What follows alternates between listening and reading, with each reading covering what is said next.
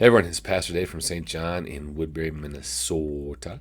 Thanks for taking out today's 5 minutes of hope. I pray that this video meets you well, that you are doing well during these times. We're going to be talking about today with our devotion. It feels like there's a lot of darkness in many ways around us, so hopefully you're handling things okay. But as I always say each time, my biggest prayer for you is that you are indeed filled with peace, with joy, with hope, because you know exactly what Jesus has done for you. Our devotion today, as always, we have our joke of the day, and then some devotional thoughts, which will look at that feeling that the darkness is surrounding us. So first, our joke of the day, it's about a bungee jumping company. And there's a couple of guys that had an idea to go down to Mexico and start a bungee jumping company.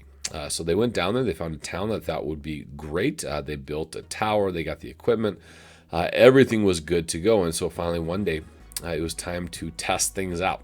And so they were up on the top of the tower. They're on the platform. They looked around and they actually saw a huge crowd gathering close to the base. And so they thought, this is really good news, great publicity for the company. And one of the founders decides to test things out himself. And so he gets strapped up, jumps off the platform.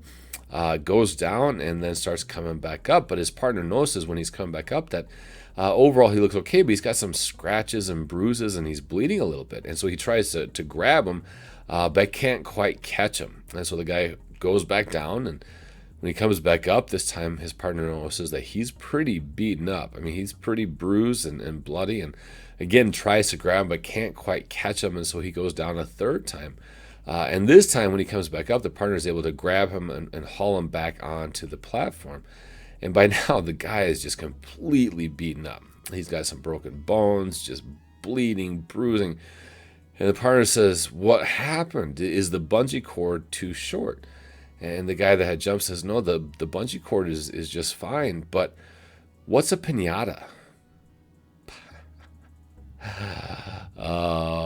Funny joke. Hopefully you think that's funny, or at least smiled at it.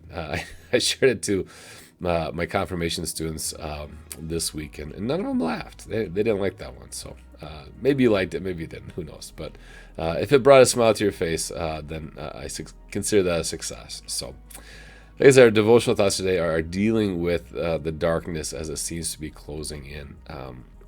These are just, I say this all the time, but it's just weird times. But, for us, especially here in Minnesota, I know in other places, it's gotten pretty intense over the last couple of weeks. I know for us up here in the Bull North, cases have skyrocketed. Hospitalizations have gone through the roof. Deaths have increased. And then because of that, our governor yesterday put in a whole bunch of new restrictions, shutting down restaurants and gyms and clubs, canceling sports.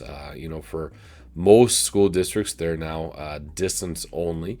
One of the biggest restrictions, I would say, was the limitation on Thanksgiving, on gatherings, which will affect a lot of people a week from today on Thanksgiving. So it's been interesting over the last few weeks. It seems like, again, the darkness of this virus is kind of creeping in and affecting so many things.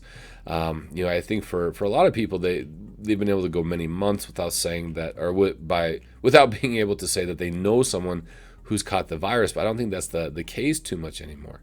And so again, as it feels like this darkness is, getting closer and creeping in and affecting so much of our lives, it's a time when we cry out to God. And it's interesting that in Psalms, Psalm 88, Psalm 8 is a depressing psalm because it's one about just calling out to God and not really having an answer. In fact, I want to read to you the ending to this psalm. The psalmist writes, "But I, O Lord, cry to you. In the morning my prayer comes before you. O Lord, why do you cast my soul away? Why do you hide your face from me? Afflicted and close to death from my youth up, I suffer your terrors. I am helpless. Your wrath has swept over me. Your dreadful assaults destroy me. They surround me like a flood all day long. They close in on me together. They have caused my beloved and my friend to shun me. My companions have become darkness." And that's how it ends.